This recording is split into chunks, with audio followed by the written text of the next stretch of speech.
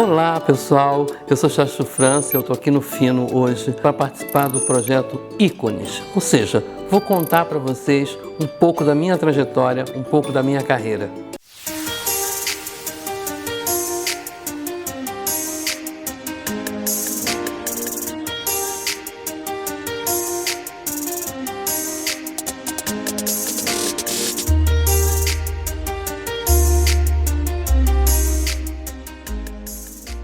Preciso antes voltar só um pouquinho antes da Chachu nascer, porque quando eu comecei a fazer show em 85 na Galeria Alaska, eu não era Chachu.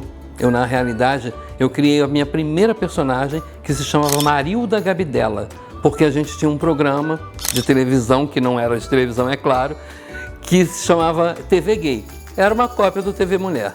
E aí então a gente resolveu criar um personagem que fosse tipo a antítese da Xuxa, né? Ela ia ser morena, ela ia falar muita besteira e tal. Porém, quando nós resolvemos efetivamente criar o layout do personagem, a gente optou pela peruca loura. A minha primeira roupa foi feita com um material que a gente colocava nas televisões. Quando a televisão chegava novinha nas lojas, vinha como se fosse um acetato, era uma fibra. E a minha primeira roupa foi feita dessa forma, comigo parada e ao seu costurando a roupa no meu corpo. E aí eu fui pra rua. No primeiro dia, que as crianças me viram de loura parecida com a Xuxa, me botaram numa cadeira, me colocaram, começaram a tirar fotografia. Eu achava que eu era o Papai Noel no mês de fevereiro e assim surgiu a Chachu e eu nunca mais pude fazer o personagem da forma escrota que a gente estava pensando em fazer, porque, afinal de contas, não se mexe com a imaginação das crianças. A Galeria Alaska era um lugar mágico, porque lá nós tínhamos todas as tribos. Eu trabalhei no Le Jardin e também trabalhei no sótão depois, né? E era muito engraçado, uma descia e a outra subia. Naquela época, as grandes estrelas eram as do teatro. Nós, na boate, né, fazíamos os nossos shows. Tínhamos a Lorna, na época, fazia sótão, né? A mamãe, a vovó, que era maravilhosa, Marivalda Miller. Eu levei nos palcos, no palco do Le Jardin, eu levei muita gente famosa. E tinha uma coisa muito interessante, que quando terminava os espetáculos no Grande Teatro Alaska, porque o Teatro Alaska era o palco dos grandes musicais dos travestis. Quando terminava, então, o espetáculo, que as portas do teatro se abriam, normalmente aquele público, boa parte daquele público, descia ou para o Le Jardin ou então subia para o sótão. Houve uma época também áurea da Galeria Alaska, foi quando o espetáculo Os Leopardos, da Heloína, ficou em cartaz durante quase 5 anos e realmente a galeria lotava. E inclusive de muita gente famosa que ia para lá para ver os Leopardos. Eu fiz show na Encontros, eu fiz show no sótão, eu fiz uma temporada na 1140, que era aos domingos de tarde. Eu e Lorna fazíamos juntos nessa época. O Pagode da Marlene, isso, o Pagode da Marlene. Anos 90 é quando surge o Quiosque Raymond na minha vida. O quiosque tinha acabado de ser inaugurado, ele foi inaugurado em setembro de 93, de uma viagem que os dois donos do quiosque, que eram o Fernando e o Rubens, fizeram a Nova York, e eles viram numa rua que tinham casas assim especializadas do público LGBT. Eles trouxeram a ideia para o Brasil.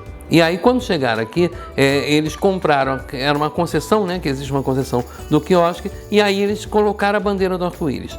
Foi difícil, não foi fácil. Nós passamos por muitas situações difíceis por assumir essa postura de ser um espaço gay, um oásis. Agora, o que fez o quiosque pegar?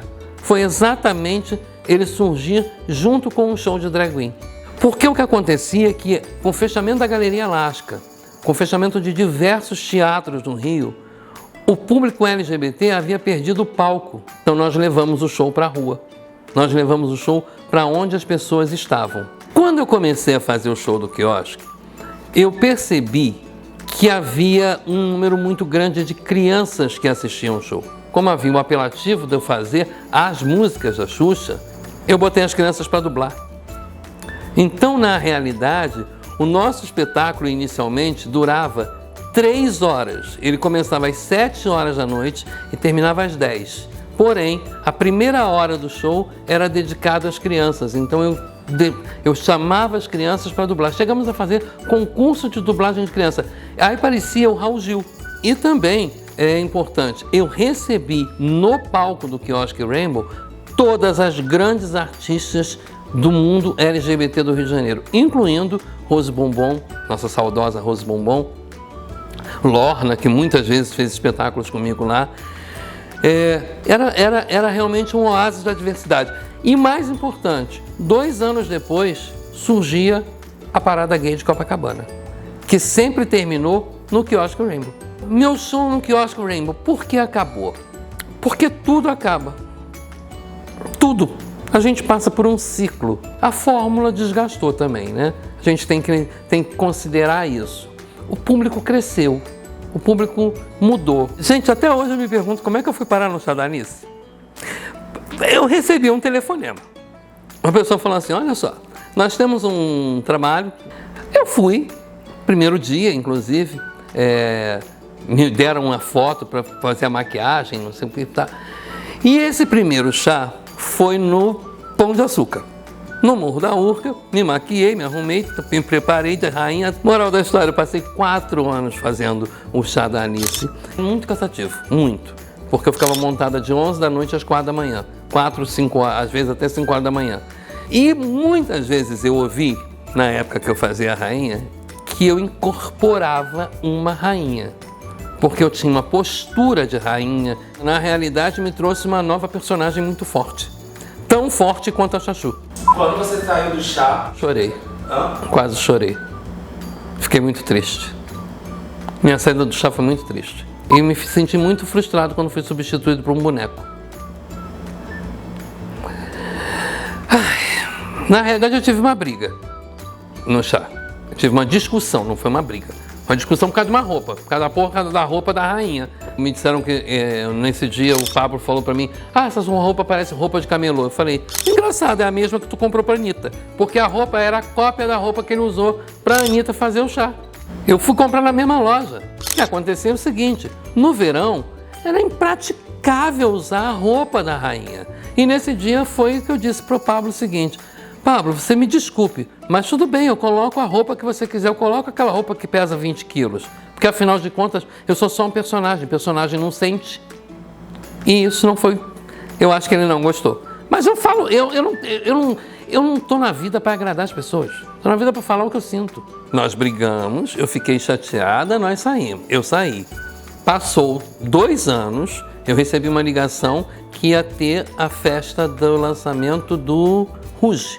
Eu, na realidade, eu não deixei de fazer a rainha, eu deixei de ser convidada. Porque se tivesse me ligado no dia seguinte daquela discussão, eu estaria até hoje fazendo. Quando eu parei de fazer o chá da Alice, eu mandei fazer uma peruca da rainha. E dei uma incrementada na minha roupa. E fui convidado para fazer muitas festas, vestido de rainha de copas. Nos meus últimos 5 anos, eu me dediquei ao teatro. Eu voltei a fazer teatro com uma intensidade muito grande, uma peça atrás da outra. Então, Em Nome do Filho, depois fizemos Luz Vermelha, depois fizemos Dei a Elza em Você, depois eu estava em cartaz com um espetáculo chamado 4 na Kitnet, quando começou a pandemia, e já estava me preparando para estrear a Tia, que era o meu próximo texto. Inclusive, aproveitar esse momento para dizer o seguinte, hoje eu estou realizando um desejo. Eu não me montava há mais de 6 meses. Desde que a pandemia começou, eu fiz um único show, um só, e uma live, e 2 lives, aliás. Live não é legal, sinceramente, gente, eu adoro quem faz, mas assim, eu particularmente não gosto, eu gosto de público, eu gosto de gente na minha frente. Eu tenho medo de envelhecer para o show, para o transformismo. Isso, inclusive, foi uma das coisas que me levou ao teatro, porque eu sempre soube que um dia eu não vou botar esse salto. Um dia eu vou parar de fazer esse trabalho. Mas o teatro eu não preciso parar. Porque você pode fazer qualquer personagem, quantos anos for. Vou te falar, uma das coisas que me deixou muito triste, não foi na pandemia, não. Eu vi essa frase antes da pandemia, no Facebook, colocado por uma pessoa, inclusive, que eu gosto muito, tanto que eu chamei essa pessoa e pedi a ela que apagasse aquele post. Que ela dizia, no post ela dizia assim, nunca havia precisado de um artista. Já havia precisado de um médico, já havia precisado de um bombeiro, já havia precisado de um policial. Mas de um artista, não. Isso me doeu muito. Isso me doeu muito. Porque isso é uma mentira, isso é uma falácia. Todo mundo precisa de um artista.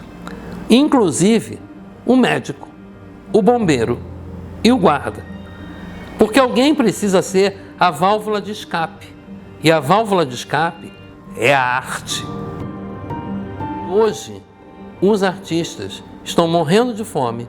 E se não estão mais fazendo graça, é porque é difícil fazer graça quando a barriga está doendo. Então, por favor, respeite os artistas.